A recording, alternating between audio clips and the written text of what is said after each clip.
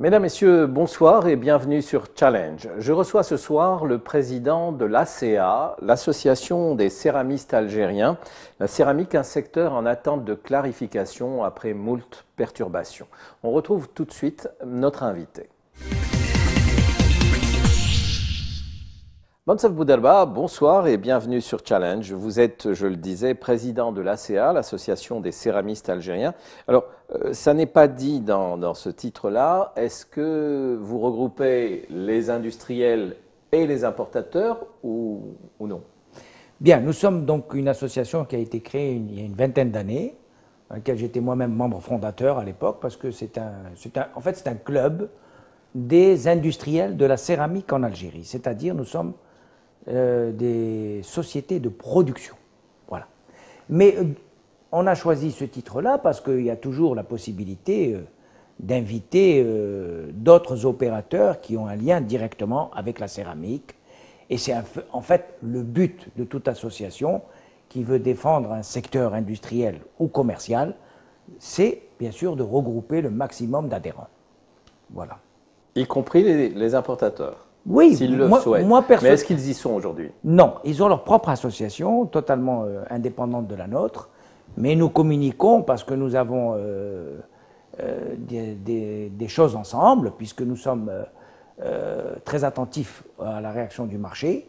Donc, il faut une collaboration, même si certaines personnes considèrent que ce n'est pas notre rôle. Mais moi, je n'exclus rien.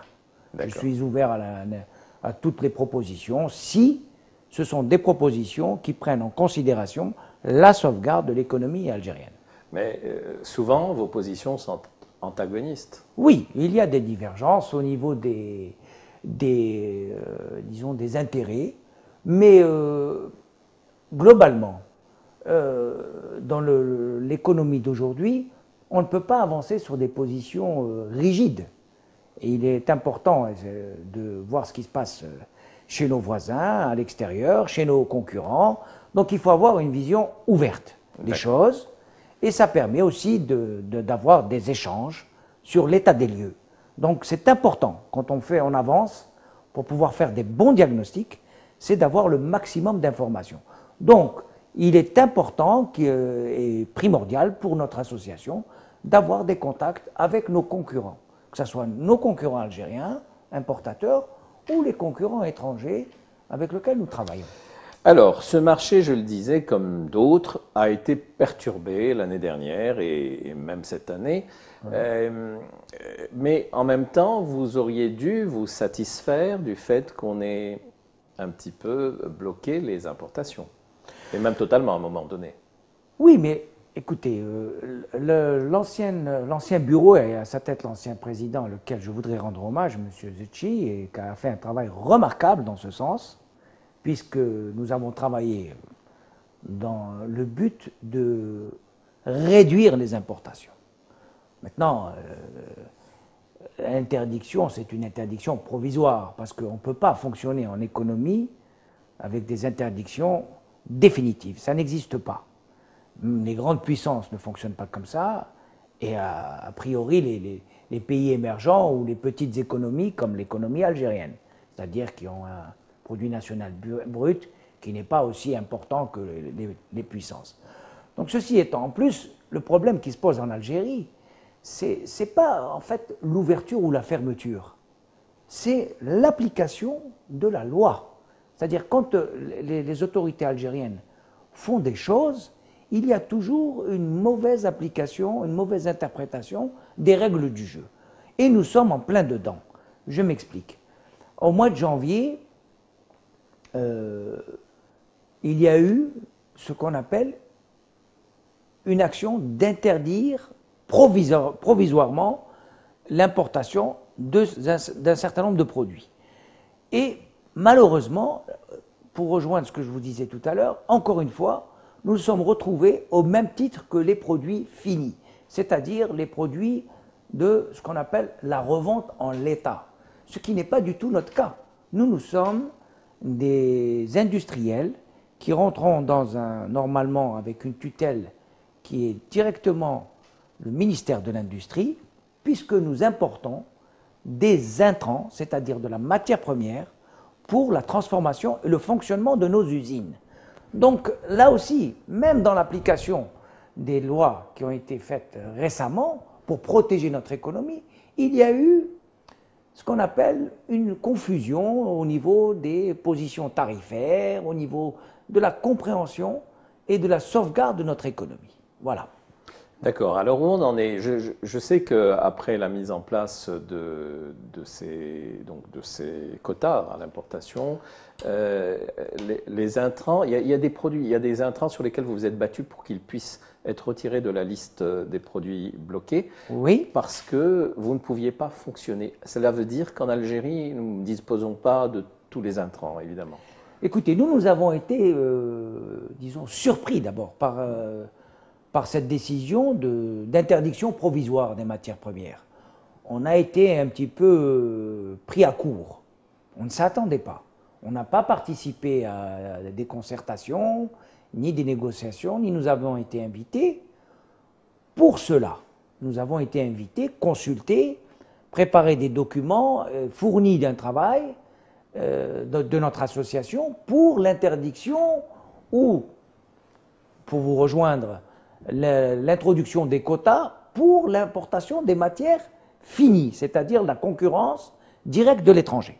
Donc, malheureusement, le 1er janvier, quand nous sommes réveillés, on a dû affronter une interdiction, on a été frappé de la même mesure que l'interdiction des produits finis. Donc, on s'est retrouvé 34 usines installées en Algérie avec une capacité de production de à peu près 120 millions de mètres carrés annuels et une consommation à peu près de 450 tonnes jour pour les 34 usines de matières premières, subitement dans une situation de pénurie. Pénurie en approvisionnement. Bon, vous me direz, les usines ont toujours des stocks de sécurité, des stocks prévisionnels, on ne fait pas notre marché quotidiennement. Donc, mais ça a créé un dysfonctionnement au niveau des prévisions. Ça a provoqué des bouleversements, une angoisse. Et donc, il a fallu réagir. Et notre association a réagi, parfois même violemment, au niveau de la presse et au niveau des médias, mais dans le but de sensibilisation. C'était ça notre objectif. Et nous avons eu gain de cause. Au bout de combien de temps? 3 mois. Donc pendant 3 mois, nous avions une bataille avec le ministère du Commerce qui ne voulait pas comprendre qu'il y avait quand même une différence entre matières premières sur le marché qui doit arriver sur le marché pour sa transformation et le produit fini. Il a fait une confusion. Mais pourquoi ces matières premières n'existent pas en Algérie? Alors, ce n'est pas qu'elles n'existent pas. Là, vous savez, les matières premières, c'est un processus de technologie. Donc, il y a des secrets de fabrication. Il y a, heureusement, un opérateur qui est membre de notre association qui s'est lancé dans la production de matières premières. Et nous pouvons que se féliciter de cette initiative.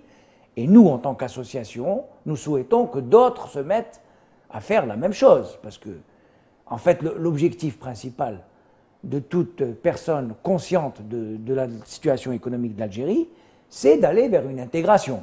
Donc nous pouvons dire que bravo à cette initiative qui a été faite par un producteur déjà comme nous, de carreaux céramiques. Donc il fait partie des 34. Des 34 qui s'est lancé, qui a commencé un projet il y a une dizaine d'années, timidement, mais qui aujourd'hui représente donc une unité de fabrication, d'après les informations qu'il nous a fournies lors de nos rencontres au niveau de l'association et en dehors même de l'association dans le cadre des consultations intersectorielles avec les autorités algériennes. Il a présenté des documents sérieux de son intention de continuer à travailler dans ce créneau. Donc nous pouvons, nous en tant qu'association et consommateurs de ce produit, que lui souhaiter bonne chance, de l'accompagner et de... Des produits de qualité, matières premières de qualité, c'est ça? Alors, la matière première, comme je vous disais tout à l'heure, il y a 2 axes. Il y a la mise sur le marché en quantité suffisamment abondante ou qui répond à la consommation, Et le problème numéro 2, c'est la qualité des produits, parce que chaque usine, je dis bien, a une spécificité au niveau de la qualité. Donc il y a des matières premières qui doivent faire l'objet d'une transformation, d'une importation. Ces matières premières ne sont pas produites en Algérie, y compris par le fabricant de matières premières. Ensuite, il y a une adaptation au niveau... Mais lui qui n'a pas de difficulté à importer ces matières premières. Lui, il n'a jamais eu aucune interdiction, ni que ça soit définitive ou provisoire. D'accord. Et tant mieux pour lui, oui. C'est une bonne chose. Alors, est-ce qu'il, son produit qu'il vous fournit, vous en tant que matière première, mais lui en tant que produit transformé, est un produit de qualité? Écoutez, la qualité, ce sont les résultats des tests que nous faisons dans nos usines. Et que disent les tests? Les tests, tout dépend du produit que vous faites. Si vous faites un produit avec sa matière première, et si les tests sont concluants, ça veut dire que sa matière première répond à vos critères de qualité. Maintenant, il y a eu des tests dans différentes usines, il y a des tests qui sont concluants, des tests qui sont non concluants. Nous avons les rapports et nous avons transmis tout ça, c'est de notoriété publique. D'accord, et globalement, ces produits sont concluants? Globalement, qu'est-ce que vous voulez dire par globalement? Je veux dire que, en termes de qualité, en termes de qualité, pour un certain nombre de produits, oui, il est... D'accord, donc il n'est pas totalement performant, c'est ce que vous voulez dire? Non, il n'est pas totalement concluant. D'accord. Donc sur le plan de la qualité, parce que je précise une chose, c'est très important parce qu'il y a différents modes de production de carreaux. Il y a le carreau à base de kaolin, il y a le carreau à base d'argile, il y a les températures, il y a les réactions chimiques à la cuisson, et il y a le type de produit que vous mettez. Est-ce que c'est des produits en revêtement sol? Est-ce que c'est des produits en revêtement mur? Donc, tout ça fait partie des dosages. Nous, ce que nous importons, pour que le grand public comprenne en Algérie, nous importons une formulation chimique qui a fait l'objet non seulement d'une étude de laboratoire sérieuse par nos fournisseurs, qui sont des fournisseurs historiques pour chaque entreprise, et ensuite, cette formulation chimique, elle est mise en application sur nos tessons, c'est-à-dire sur chaque produit, et elle donne des résultats concluants. Si c'est le cas, ça devient un secret de fabrication, parce que ça vous permet de préserver votre part de marché. C'est ce qui permet à chaque entreprise de fidéliser sa clientèle. Un secret de fabrication, mais dont vous n'avez pas les composantes. Nous avons les composantes, mais nous n'avons pas les dosages de mélange, donc qui sont un petit peu l'ABC de nos fournisseurs qui nous accompagnent. Non, mais je voudrais quand même préciser une chose. Il y a donc cet aspect quantitatif qui n'arrive, cette entreprise algérienne, que je resalue encore une fois et que nous allons accompagner dans son développement. Nous sommes totalement en symbiose avec ce genre d'initiative. Il n'y a pas de raison d'ailleurs que cette personne soit exclue, puisqu'elle a fait... On parle de qui? De quelle entreprise? C'est la faïencerie algérienne, qui est quand même une maison très sérieuse, qui a une réputation en produits finis qui est équivalent aux standards internationaux. D'accord, et qui est dirigée par M. Zetchi, qui est notre ancien président, et qui est par ailleurs président de la Fédération de football. Je crois, oui, c'est ça, effectivement. Et donc, nous avons d'excellents contacts. C'est étonnant que vous le croyez. Toute l'Algérie le sait. Non, c'est-à-dire que je crois parce que la personne qui est représentée au sein de notre association... N'en fait pas état. Non, ce n'est pas lui. Il envoie toujours quelqu'un. Lui, il est venu... la dernière fois que nous l'avons vu, c'était lors de sa démission, uniquement. Et depuis, je pense qu'il doit avoir... suffisamment de travail dans la fédération de football. Vous voyez que vous le connaissiez. Oui, je le connais, bien sûr, je le connais puisque ça a été quand même le président. Mais je déplore son absence parce que actuellement nous sommes dans un moment important pour l'industrie de la céramique en Algérie et j'aurais souhaité sa présence parce qu'il est quand même de son statut d'ancien président et je pense qu'il aurait pu apporter des éclaircissements et je pense que son aide aurait été appréciable pour tout le monde. Donc, je regrette que son absence soit là, enfin qu'il ne soit plus là avec nous, parce que je le considère comme une personne d'expérience et qui nous a donné entière satisfaction. personnellement, je ne peux que saluer D'accord. sa gestion. Est-ce que cette entreprise, Faïencerie Algérienne, est à même de pourvoir l'ensemble du besoin, de la demande algérienne, Alors écoutez, des producteurs algériens? d'après les dires de son représentant, et qui est le responsable de... Vous prenez toujours de la distance, vous dites d'après les dires, selon les rapports Oui, remis. selon les informations que nous avons à notre niveau. Vous êtes prudent. Ben, je pense que la prudence est la règle en économie, parce que ce n'est pas une science exacte. Donc, je n'aime pas me répéter, mais je suis obligé de dire, d'après les informations qui nous sont fournies par Faïencerie d'Algérie, il est actuellement, il a une capacité d'installation de 9 fours. 9 fours, c'est une capacité de 96 tonnes jour. Or, il vous faut 350. Pardon. 6 fours. Normalement, je pense que 6 fours, c'est par 16, c'est 96 tonnes. Une erreur. Il pense arriver à la fin de l'année, ou d'ici quelque peu, d'après ce qu'il nous a expliqué, à 9 fours. C'est-à-dire qu'il va y avoir une augmentation de 50% de sa capacité de production. C'est bien, mais le problème, c'est que, là aussi, nous sommes actuellement 33 usines. Sur les 33 usines, nous utilisons 400 tonnes. Donc, si lui produit 120 ou 130 tonnes, ou 150 tonnes, ça ne suffira pas. Il y a un problème et il faut trouver 250 à 300 tonnes ailleurs. D'accord. Et là, le gouvernement... Attendez, oui. je m'exprime. Ça, c'est pour ce qui est mis sur le marché. Mais sur sa production de matières premières, il en utilise lui-même. Donc, il est directement concerné au premier degré. Donc, je pense que tout ce qu'il fait, les études qu'il fait, que ce soit le laboratoire d'adaptation, les formulations qu'il propose, sont d'abord des formulations qui sont faites pour ses produits. Et c'est normal, c'est légitime, il a fait. Maintenant, s'il a un surplus qu'il veut offrir sur le marché pour que certaines entreprises puissent s'approvisionner chez lui, c'est encore mieux. On ne peut que l'encourager. Mais de là à dire qu'il couvre 100% des besoins, là, il y a problème. Il y a un problème sur la quantité et en plus sur la qualité. Et ça, il le dit. Lui, il dit qu'il est à 75% aujourd'hui. Même si ce qu'il dit, sous son contrôle, est vrai. D'accord, nous sommes prêts à l'accepter. Il reste 25%. Et là, le gouvernement donc entre en scène. Enfin, vous allez le voir et à ce moment-là, et vous lui dites, on ne peut pas fonctionner comme ça. Voilà, le gouvernement, il est soucieux de la production nationale, il veut protéger notre économie et il veut faire des économies. Mais entre faire des économies, qui est une excellente initiative, c'est pour ça que nous avons prôné en 2017 pour l'interdiction des importations des produits finis de l'étranger.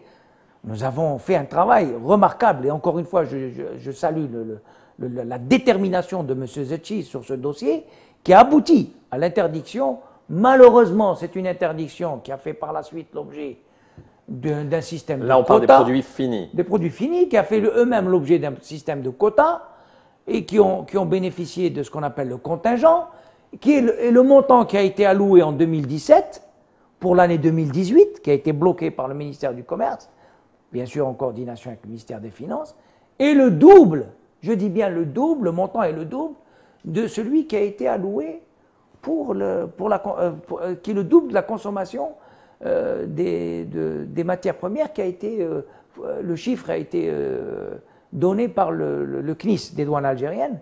Donc, alors, d'un côté, on nous dit, messieurs, il faut faire des économies, il faut aller vers une intégration à la verticale ou à l'horizontale.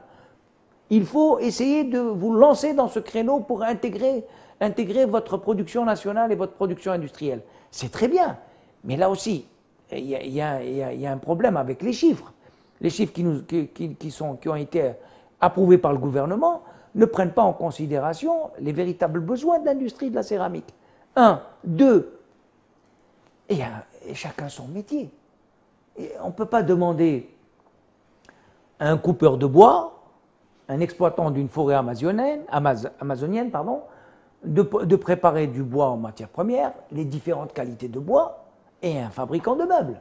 On ne peut pas demander aux fabricants de meubles d'aller acheter une concession en Amazonie ou ailleurs et de faire une scierie de bois et de se vendre le bois et de dire ensuite à tous les marchands de meubles en Algérie, de dire celui qui veut faire des meubles, eh ben, il n'a qu'à venir acheter dans mon entreprise. Il y a un problème d'éthique. On ne peut pas... En fait, on est en plein dans le monopole. Dans le monopole, et en plus, c'est un monopole, je considère, qui est malsain, parce qu'on ne peut pas être producteur de matières premières, producteur de produits finis, et demander à tous les producteurs du produit fini de venir acheter la matière première chez un producteur de matière première. Vous dénoncez ce qu'on appelle un abus de position dominante sur le marché. Exactement. Et qui est les interdit, règles du jeu qui est interdit par la loi. C'est interdit par la loi, c'est la loi sur le monopole en Algérie qui existe, c'est le code de commerce qui est très clair là-dessus. D'accord. Et vous vous révoltez et vous le signalez. Bien sûr. À la fois, bon, le principal intéressé n'est pas concerné par ça. Lui, le travail, il essaye de faire comme il peut. Mais son initiative est louable. Ouais. Je souligne cet aspect-là. C'est une excellente initiative. D'abord, il est précurseur. Ça veut dire qu'il y a un marché. Ça veut dire que demain, il a entrouvert une porte sur un secteur dans lequel d'autres vont se positionner. C'est clair. Ça veut dire que, en plus, je vous fais une confidence, il y a actuellement 16 usines en attente, en stand-by, qui n'ont pas de matières premières, parce qu'ils n'ont pas bénéficié de licence ou de quotas ou de contingents, peu importe comment on l'appelle, parce que les gens jouent sur les mots. En fait, aujourd'hui, ces gens-là n'ont pas pu bénéficier de contingents ou de quotas. Pour quelle raison? Je vais vous dire pour quelle raison. Pour quelle raison? Pour une raison administrative. Je vais vous expliquer pourquoi. Attendez, ce sont des entreprises anciennes. Ce sont des nouvelles entreprises qui arrivent sur le marché et qui n'ont pas eu la possibilité officiellement de s'approvisionner. On les invite à se retourner finalement que vers les faïences riz algériennes, oui, directement, alors que... Et dont les prix se comportent comment? Comment s'établissent les prix? Enfin, je veux dire, comment se situent les prix de cette entreprise? Vous savez, les prix. Nous sommes, heureusement pour notre association, d'abord la céramique, je dirais que 90% des entreprises dans lesquelles je suis le président aujourd'hui sont des entreprises familiales. Et les entreprises familiales algériennes, il y a beaucoup de gens qui les critiquent, tout ça, qui portent des jugements, quand bien leur face. Ces entreprises algériennes, elles se sont quand même battues. Elles ont créé quand même un investissement qui aujourd'hui n'a rien à envier aux investissements qui existent dans les pays limitrophes de la Méditerranée et qui sont les puissances en céramique. Je citerai l'Espagne et l'Italie, pour ne pas aller en Chine ou en Turquie, qui sont les nouvelles puissances économiques.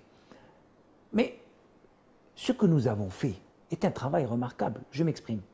On est arrivé aujourd'hui à un capital confiance, vraiment que je voudrais souligner ce soir, parce que toutes nos entreprises sont bien considérées, bien notées chez nos fournisseurs.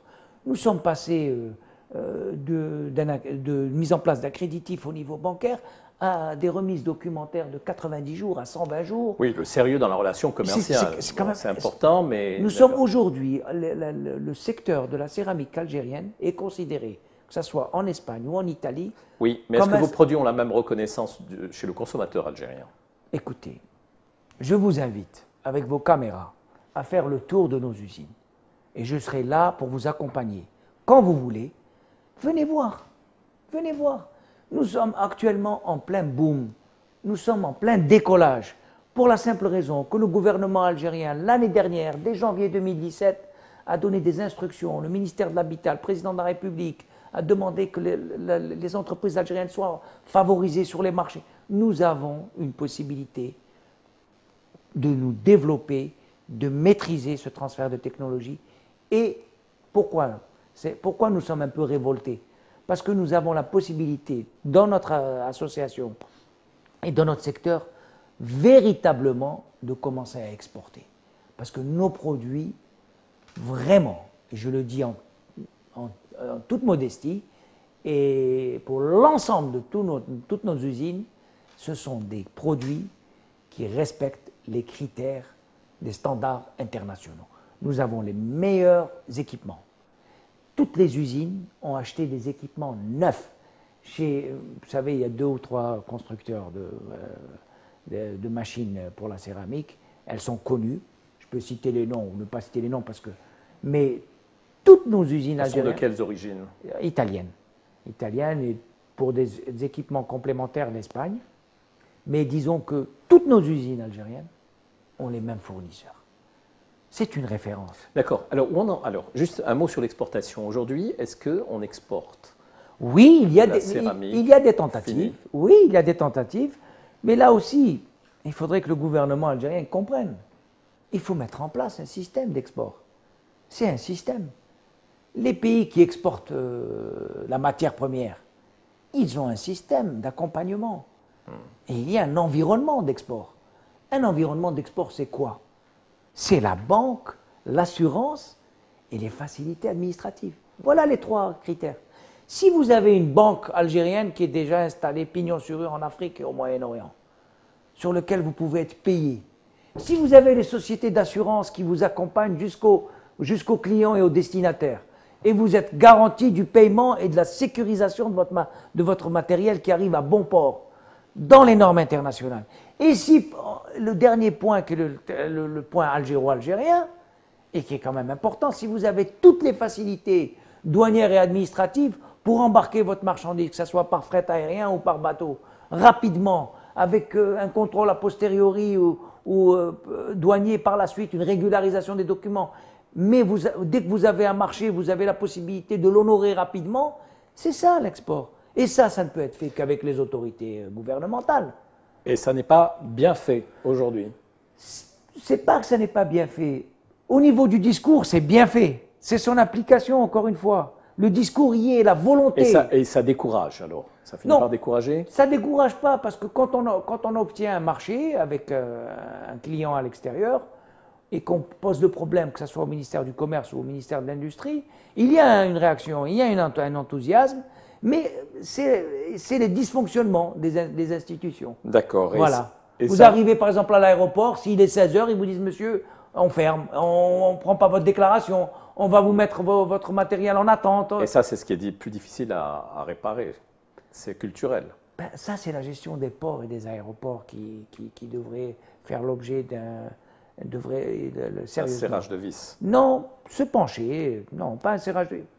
Se pencher sur la problématique des ports. Voilà, il faut ports et aéroports. Il faut se pencher dessus. Alors, vous, producteurs, vous arrivez à contenter les besoins du marché avant de penser à exporter? Écoutez, nous produisons actuellement, quand nous sommes, disons, au summum de notre capacité de production, nous arrivons à produire 120 millions de mètres carrés an. Pour un besoin qui est de? Pour un besoin qui est actuellement à peu près estimé à 100 millions. Très bien. 95 millions, 100 millions. L'Algérie a besoin de à peu près 100 millions. Donc, voilà. Malheureusement, nous avons importé l'année dernière. Cette année, on ne peut pas encore vous transmettre les chiffres, parce que nous ne sommes pas à la fin de l'année. Mais nous avons importé pour 37 millions de dollars de matières premières. Pour quelle quantité? Pour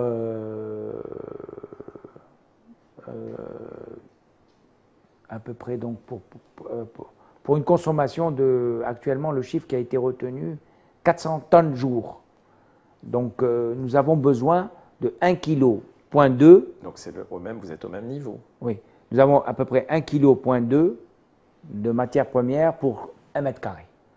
Parce qu'il y a des produits qui demandent 800 grammes, il y a des produits qui demandent 1 kg, et on arrive à 1,2 pour les produits de haut de gamme, c'est-à-dire ce qu'on appelle dans la masse, avec la pâte blanche. Alors, etc. je voudrais revenir aux importations. Oui. Elles ont été d'abord bloquées totalement, c'est bien ça? Elles ont été bloquées, mais malheureusement, ils ont reconduit des quotas, oui, un contingent qui a été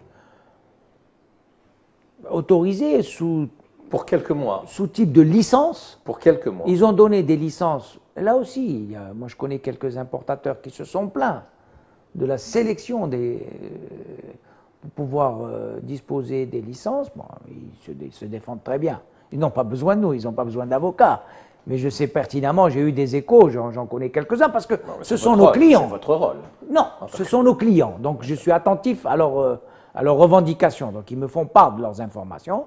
Donc il y a des gens qui ont été sélectionnés pour des raisons un peu... parce qu'ils ont fourni... je pense que la sélection, ça a été faite par le chiffre d'affaires. Je ne sais pas, est-ce que c'est par l'ancienneté ou par la... Je ne connais pas exactement les détails.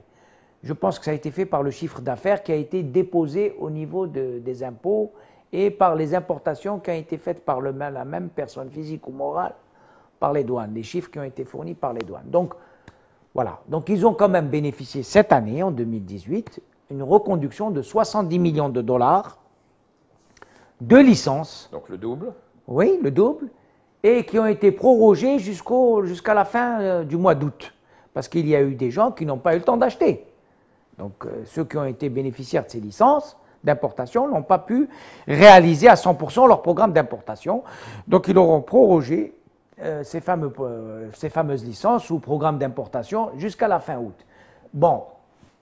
Alors, écoutez, moi, si je vous suis bien, alors, vous êtes en capacité, vous, producteurs, d'alimenter tous les besoins du marché. Exact. On est d'accord. En même temps, vous m'expliquez qu'il y a au moins la même quantité qui est venue l'année dernière, en 2017, en termes de quantité, que celle qui était produite localement.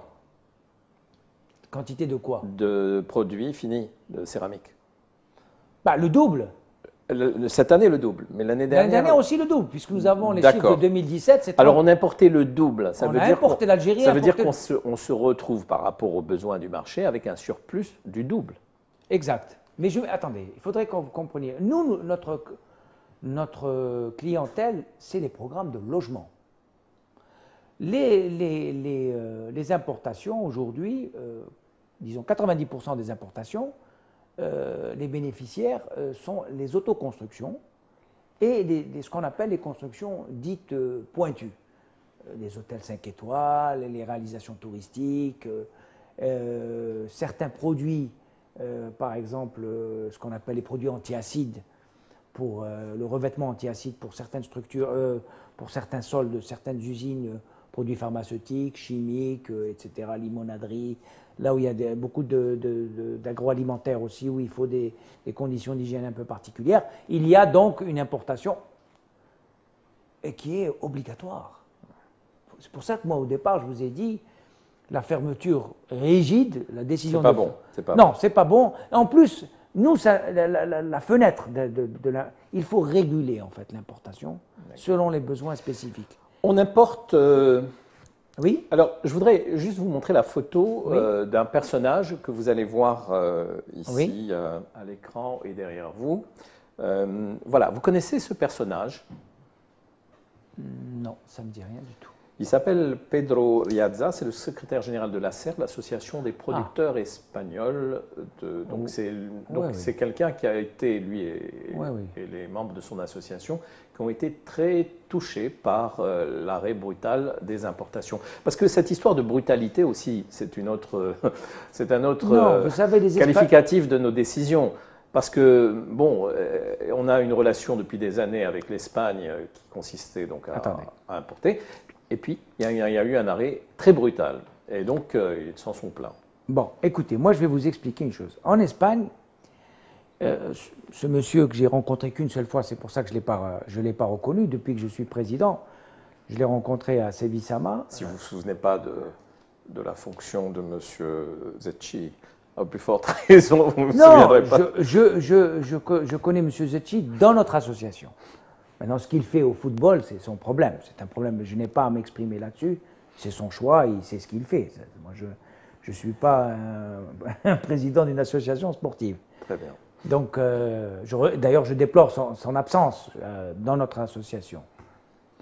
Ce monsieur que j'ai rencontré la dernière fois lors de mon passage à Sevilla, si vous connaissez bien le sujet, les Espagnols sont des gens organisés. Ce monsieur s'est plaint au niveau du gouvernement espagnol d'abord, ses interlocuteurs, et ensuite il a fait passer son message aux partenaires algériens, ce qui est légitime, parce qu'il est représentant d'une association qui englobe les producteurs de carreaux céramiques et les producteurs de matières premières.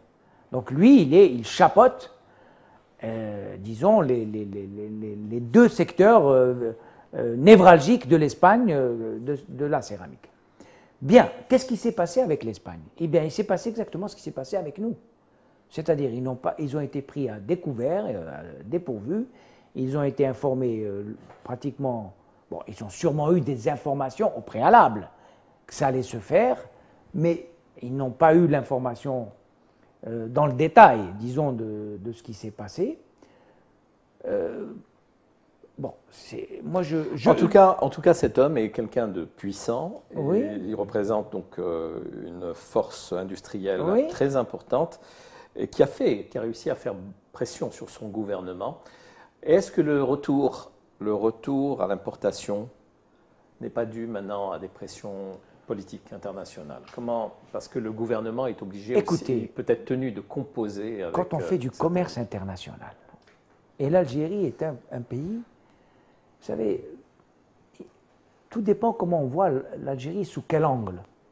L'Algérie est un fournisseur clé, stable et sécurisant pour les pays de la rive sud de la Méditerranée. L'Algérie a quand même 4 gazoducs. Ce sont des milliards de dollars qui ont été investis il y a 30 ans.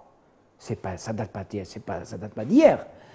Donc, l'Espagne et l'Italie sont des clients traditionnels, historiques de leurs approvisionnements en hydrocarbures algériens et particulièrement en gaz. Donc, ils sont directement concernés par toutes les décisions que prennent les autorités algériennes, le gouvernement algérien. Et moi, à titre personnel, j'aurais souhaité qu'ils soient même associés. Parce que quand on fait du commerce avec nous-mêmes, nous commerçons, nous avons nos clients, avant de changer les prix, avant de mettre sur le marché un nouveau produit, avant de faire quoi que ce soit qui concerne les achats de notre clientèle, nous dialoguons, nous consultons, nous prenons des décisions en commun, parce qu'il y va de l'intérêt des deux, c'est-à-dire de celui qui vend et celui qui revend votre matière première, votre produit. Donc, l'Espagne, c'est un excellent et un bon client sérieux de l'Algérie. Il a toujours honoré ses engagements. Donc, ce qu'ils viennent aujourd'hui réclamer une certaine attention particulière en retour de ce qu'il offre, moi, je suis sensible à... Donc, ils ont été entendus. Bien sûr. Et alors, ils ont été entendus, mais encore une fois, on nous parle... Mais on ne sait pas ce qui va se passer dans quelques mois. Si, on le sait. On le sait. Mais qu'est-ce qui va se passer? Il va y avoir une ouverture du commerce extérieur algérien, ce qui est normal, puisque tous les pays, en tout cas avec les pays partenaires, c'est ça qui est important, parce que c'est un échange entre deux partenaires, c'est ça le bon business. Faire une bonne affaire, c'est quand les deux qui sont engagés sur la même affaire sont gagnants, c'est ça le gagnant-gagnant, qu'a reconnu le président de la République. En fait, quand on va à l'extérieur, quand on va sur le marché international et on apporte un produit qu'on vend bien, qui est le gaz algérien, pour sa proximité, pour le sérieux et la sécurisation de leurs approvisionnements. Il ne faut pas oublier que depuis 30 ans, nous n'avons connu aucune crise avec ces pays. Rien. Au contraire, nous avons fait qu'augmenter nos capacités. J'ai l'impression quand même d'entendre le président de l'association des importateurs de céramique ce soir, de ce côté-là. Un peu oui. Finalement, un peu oui, pourquoi? Parce que je veux défendre tous les gens qui nous ont fait confiance, tout le monde. Parce que dans le commerce international, actuellement l'Algérie, pourquoi nous avons énormément de difficultés à faire passer notre message? Parce que nous avons créé une véritable confusion. Confusion des textes, instabilité des textes. Décision brutale. Oui, l'instabilité et la confusion en elle-même de leur application. Donc, vous savez, aujourd'hui, nous sommes à l'ère du numérique, à l'ère de l'informatique, à l'ère des réseaux sociaux. Donc, rien. Massa Boudarba, finalement, dans ce pays, oui. Il faut être à la fois producteur et importateur, quand on est dans la céramique, par exemple. Moi, je pense que... Pour pouvoir tenir... Non, il faut... écoutez, vous savez, je pense qu'il faut être d'abord producteur. Maintenant, il faut encourager toute la production nationale, parce que la production nationale elle est quand même, qu'on le veuille ou pas, elle est créatrice de richesse. Et d'emploi. Et il y a une plus-value, d'abord. Il y a une plus-value sur le marché. Il y a la possibilité à l'Algérie d'avoir des produits de substitution aux importations. C'est ça qui est important.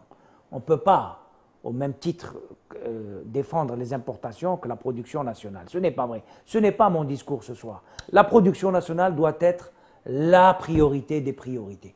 Maintenant, qu'il y ait une importation régulée, quantifiée, licence, pas licence, avec une taxe additionnelle, parce qu'on parle de taxe additionnelle. Est-ce que vous êtes au courant qu'il y a une taxe additionnelle qui doit faire l'objet, à partir de son application, à partir du 1er septembre? Alors cette taxe additionnelle, quand je parle de confusion, quand je parle d'incompréhension… De 9%. Non, elle est de 30 à 200%.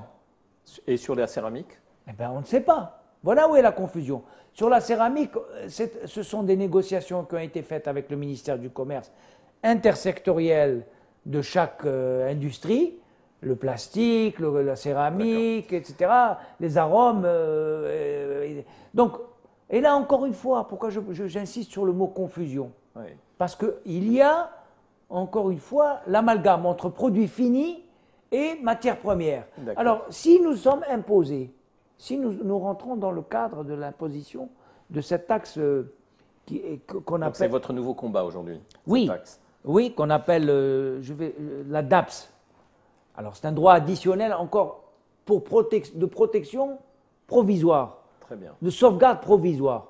Si nous devons être frappés encore, après avoir été frappés d'interdit, ensuite nous avons été frappés d'un système de quotas, avec ce que ça engendre comme dysfonctionnement sur la stabilisation de la filière, sur les prévisions de la filière, sur les investissements de la filière. C'est parce que quand on instaure un système de quotas, les gens fuient le secteur. Ils vous disent que c'est un secteur problématique.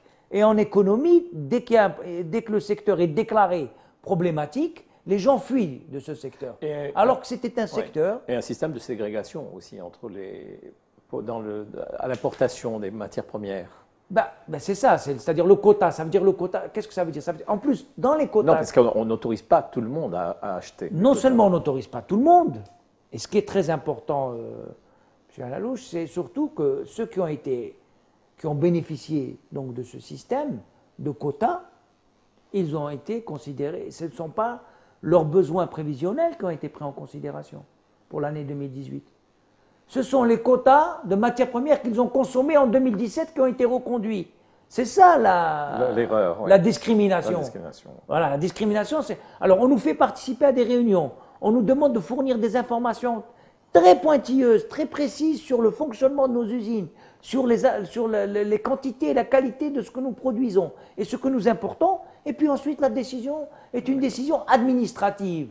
Donc, il y a un problème. Juste, encore une fois, parmi vos membres, producteurs, peut-être importateurs de matières premières, sans doute, bien entendu, obligatoirement même, est-ce qu'il y a aussi des importateurs de produits finis, totalement finis?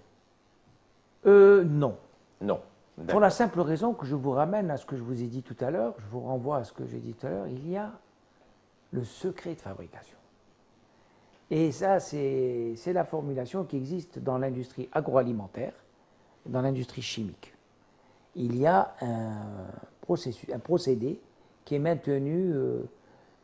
On peut déterminer les intrants de l'intrant, c'est-à-dire de quoi est composée la matière première, la formulation chimique. C'est clair, on peut faire une décomposition d'un laboratoire, mais on ne pourra jamais avoir le quantitatif et les mélanges qu'il faut pour tel ou tel produit. D'accord. Alors, en une phrase, qu'est-ce que vous demandez au gouvernement aujourd'hui?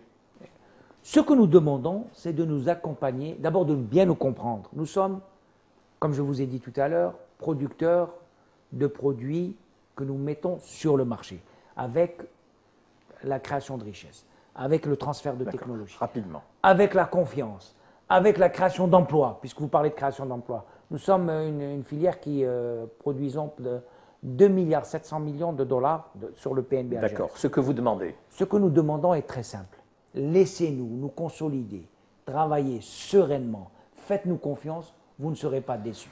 Merci Mansef Bouderba. Je rappelle que vous êtes président de l'ACA, l'Association des céramistes algériens. Mesdames et messieurs, voilà, je vous remercie de votre attention et j'espère que vous en savez un peu plus sur ce monde de la céramique, un petit peu balancé entre importateurs et producteurs. Je vous dis à la semaine prochaine pour un nouveau débat de Challenge.